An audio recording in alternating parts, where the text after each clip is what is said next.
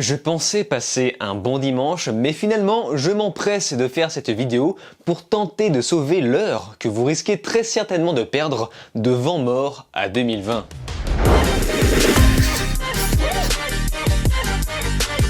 Salut à tous, c'est Vince alias Amergame et aujourd'hui nous parlons du tout nouveau film Netflix Mort à 2020. Alors, depuis que j'ai repris mes vidéos, je me suis dit que j'éviterais au plus possible de parler de documentaire, puisqu'un documentaire est censé déjà faire une analyse sur un contexte existant. Seulement, la différence ici est qu'on va parodier le style du documentaire pour aborder le thème de l'année 2020. Donc c'est clairement une œuvre artistique entre guillemets par les auteurs de la série Black Mirror, qui est une série que j'aime beaucoup, donc Charlie Brooker et Annabelle Jones. Ce faux documentaire va tenter de blaguer sur le résumé entre guillemets désastreux de 2020, car oui, il faut le dire, c'est désastreux. Que ce soit la crise sanitaire, la culture, l'économie qui s'effondre. Et dans ce film, ils vont tenter de mélanger fiction et réalité. C'est une comédie. Hein, je précise bien, c'est une parodie, donc forcément c'est une comédie avec Samuel L. Jackson dans le rôle du présentateur principal et Laurence Fishburne sera quant à lui en voix off, donc tout ça c'est pour attirer un peu les plus vieux d'entre nous. Moi en ce qui me concerne, j'adore ces acteurs et pour les plus jeunes on va ramener Joe Keery pour être sûr que ça marche. Et en voyant le pitch, j'avais peur que ce film soit exactement ce que je pense, c'est-à-dire une parodie de documentaire sur cette année, mais sauce Netflix avec une bonne couche de politiquement correct. Hélas, mes craintes se sont donc réalisées et cette vidéo risque d'être un peu salée. Alors attention, avant tout, je tiens vraiment à insister sur le fait que je ne suis pas là pour faire de la politique, je ne veux pas orienter ma vidéo quelque part, mais seulement je dois dire quand un film est bêtement orienté quelque part quant à lui, qui, on va se le dire, se porte beaucoup du camp du bien entre guillemets, mais tout comme j'étais le premier à dénoncer le film Autant en emporte le vent, alors je ne juge pas la qualité du film en lui-même, mais politiquement parlant, Autant en emporte le vent était quand même pour l'époque très centré sudiste. Voilà, donc ça c'est juste pour vous prouver que je cherche vraiment à rester neutre sur ma façon de critiquer. Ce que ne fait pas du tout, mais pas du tout ce film. Donc comme je vous le disais, on va retracer les gros événements de 2020, mais avec une succession de blagues pas drôles du tout. Un humour aseptisé, fragile, qui essaye d'éviter de cogner trop fort sur les prétendus gentils pour ne pas trop choquer Netflix, n'oublions pas.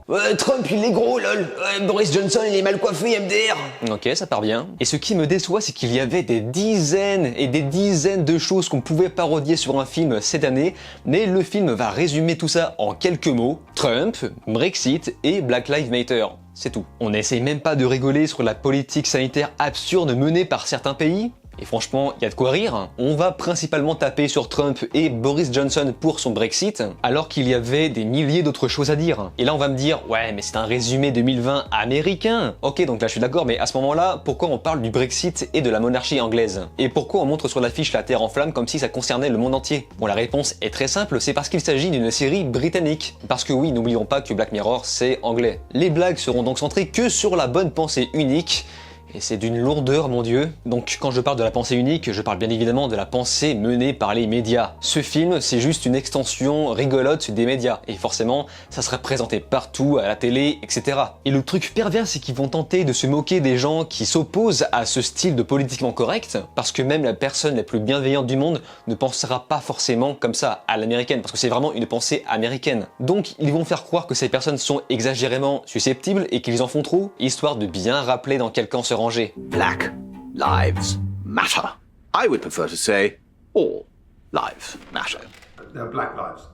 Oh, those. I'm sorry, what about them? Well, they matter. More than all lives. Now who's being a racist? I didn't call you a racist. Yeah, you are. You are just about to label me a bigot. Just like my daughter. You can't say anything these days. Au final, il y a juste Joe Keery qui a réussi à me faire décrocher un petit sourire quand il parodie les youtubeurs. Mais encore, c'est vraiment la blague des vidéastes streamers vus par les vieux. How much did you make this year? I want to say like $16 million. Vous gagnez beaucoup d'argent, vous gagnez 480 000 euros par an, c'est vrai? Je gagne beaucoup d'argent, mais ce chiffre est faux en fait. Ça, c'est un moyen mais alors, il faut énorme savoir... de gagner de l'argent. Donc franchement, pendant toute l'heure, j'avais un espèce de regard d'incompréhension. ne sachant pas réellement où le film cherche à m'emmener. C'est un enchaînement d'idées plates très anti-conservateurs. J'avais envie de dire, non mais c'est bon les gars, on a compris, vous êtes du camp des gentils. Voilà, merci. Alors par contre, les blagues pro Black Lives Matter sur les blancs, ça y va, y a pas de souci. You got Marriage Story. Two mopey white people trapped in an affluent marriage. Ford v Ferrari, that's white guys on wheels. Little Women, four white girls standing on the cusp of Karenhood. Petite parenthèse d'ailleurs, les filles du Dr March, allez le voir, très bon film. Et évidemment, on ne blaguera jamais sur ce mouvement, on ne rigolera jamais sur le féminisme, c'est interdit, car ce sont les méchants qui font ça, les enfants. Il y a même un moment où ils expliquent que si Trump a mis en avant une femme, c'est parce que c'est une catholique. Et ça, c'est pas bien non plus. Mais alors par contre, les blagues grossophobes très infantiles, ça passe parce que c'est sur Trump, et ce sont les mêmes personnes qui vont nous faire la leçon sur la bien-pensance après. As an overweight 74-year-old male, Trump is at low risk of appearing on the cover of Sports Illustrated swimsuit issue, but at high risk from coronavirus. Oh, regardez, c'est drôle, il est gros, c'est marrant. Et ils n'ont même pas fait l'effort de se renseigner un tant soit peu sur 2 ou 3 trucs. Genre ils font la blague sur le fait que la série The Crown ne soit pas complètement fidèle à la réalité. Mais ils font genre que la monarchie conseille la série, alors qu'en réalité la monarchie anglaise déteste cette série. Et même si, admettons, les scénaristes le savaient, où est la blague? Enfin, je n'ai pas compris en quoi c'était censé être drôle. Voilà, donc d'un certain point de vue, j'ai envie de dire heureusement que le film ne dure qu'1 heure, mais j'ai vu le temps passer à une lenteur extraordinaire. C'est tellement creux, simple, facile. J'ai clairement connu mieux des auteurs de Black Mirror, mais vraiment de très loin. Enfin, on sent tellement la prise de décision de Netflix avec le cahier des charges puissant. Et comme je le disais, ce soi-disant résumé 2020 ne résume que ce qui arrange les scénaristes. Donc pour résumer, le méchant Trump, le gentil Biden, le vilain Brexit, le gentil Black Lives Matter, et pour finir, le gentil vaccin. Parce que oui, le film essaie de faire comprendre que si tu ne veux pas te faire vacciner, t'es forcément un complotiste. Évidemment, le film va complètement faire l'impasse sur les quelques aspects positifs sur Trump, et encore,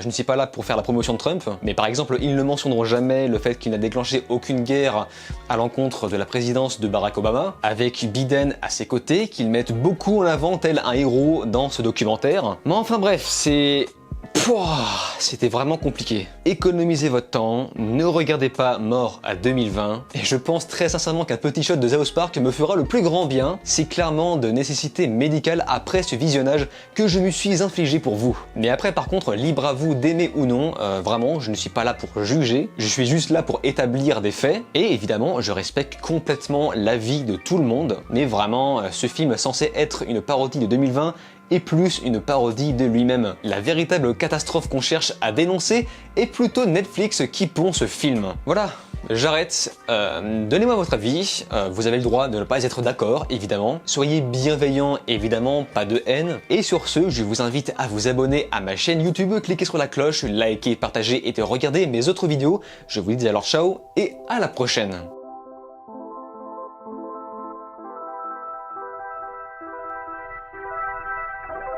Thank you.